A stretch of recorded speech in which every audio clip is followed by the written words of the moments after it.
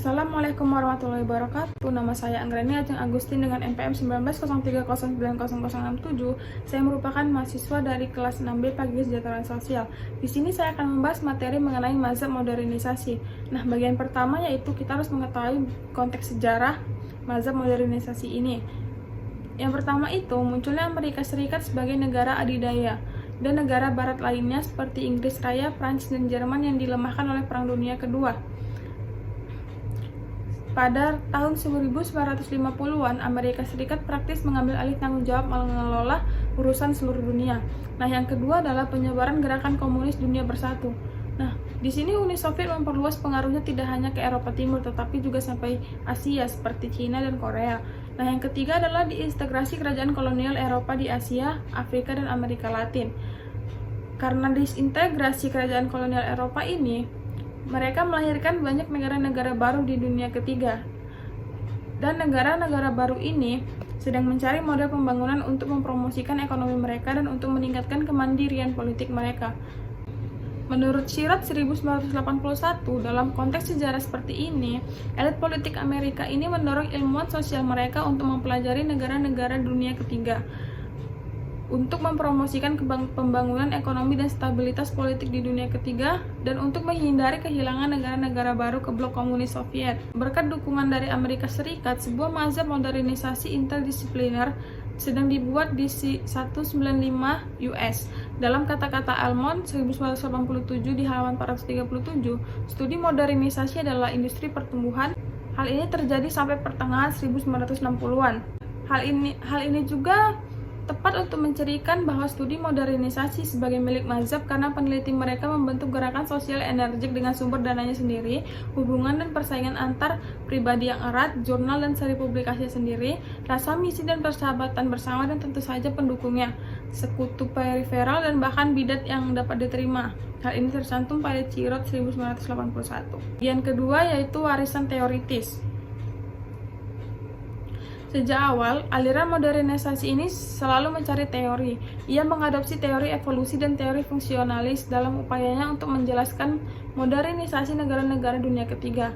Nah, karena teori evolusi membantu menjelaskan transisi dari masyarakat tradisional ke masyarakat modern di Eropa Barat pada abad ke-19, banyak peneliti modernisasi berpikir bahwa teori itu akan menjelaskan modernisasi negara-negara dunia pada ketiga. Nah, bagian dua yaitu warisan teoritis. Di sini terbagi lagi menjadi yang pertama adalah teori evolusi. Nah, teori evolusi ini lahir pada awal abad ke-19 setelah revolusi industri dan revolusi Perancis. Kedua revolusi ini tidak hanya menghasilkan tatanan sosial yang lama, tetapi juga meletakkan dasar bagi tatanan sosial yang baru. Revolusi industri dengan penerapan ilmu pengetahuan dan teknologi menyebabkan peningkatan produktivitas sistem produksi, pabrik baru, dan penaklukan pasar dunia.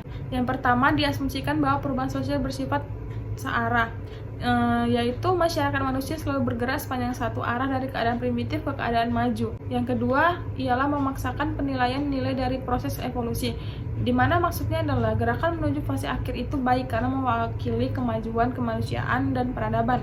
Yang ketiga, diasumsikan bahwa laju perubahan sosial lambat, bertahap dan sedikit demi sedikit dari masyarakat primitif yang sederhana ke masyarakat modern yang kompleks dan akan membutuhkan waktu berabad-abad. Yang kedua adalah teori fungsional struktural. Menurut Parsons, bagian-bagian yang berbeda dari organisme biologis dapat dikatakan sesuai dengan berbagai institusi yang membentuk suatu masyarakat. Yang kedua, sebagaimana setiap bagian dari organisme biologis menjalankan fungsi khusus untuk kebaikan keseluruhan, demikian pula setiap lembaga menjalankan fungsi tertentu untuk stabilitas dan pertumbuhan masyarakat.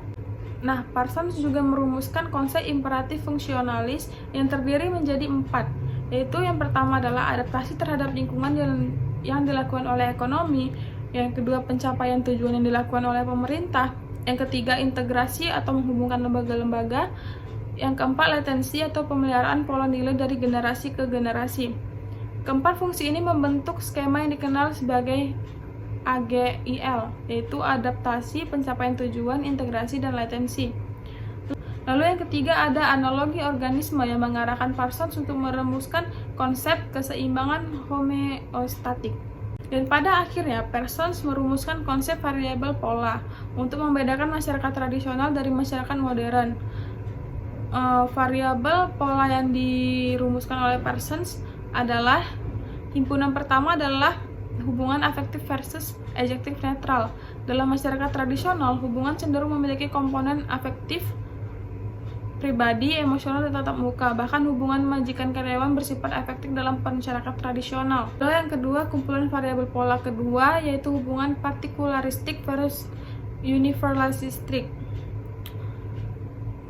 Lalu kumpulan variabel pola kedua adalah hubungan partikularistik versus universalistik.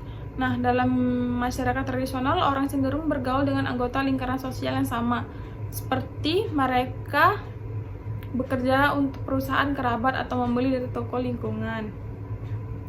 Lalu peringkat ketiga dari variabel pola adalah orientasi kolektif versus orientasi diri. Lalu perangkat ketiga dari variabel pola adalah orientasi kolektif versus orientasi diri. Dalam masyarakat tradisional, loyalitas sering dikaitkan dengan kolektivitas seperti keluarga, komunitas, atau negara kesukaan. Kumpulan keempat variabel adalah anggapan versus pencapaian. Hal ini dalam masyarakat tradisional seseorang dievaluasi berdasarkan statusnya. Saat wawancara kerja, misalnya majikan akan menanyakan nama orang tua pelamar dan kerabat lainnya. Himpunan kelima dan terakhir dari variabel pola ini adalah fungsional versus hubungan yang spesifik secara fungsional. Dalam masyarakat tradisional, peran cenderung tersebar secara fungsional. Misalnya, peran pemberi kerja tidak hanya memperkerjakan karyawan, seringkali melibatkan pelatihan karyawan melalui magang, tanggung jawab menjadi wali karyawan, penyediaan pengaturan hidup, dan banyak lagi. Hanya ini saja yang bisa saya sampaikan. Lebih dan kurang saya mohon maaf. Assalamualaikum warahmatullahi wabarakatuh.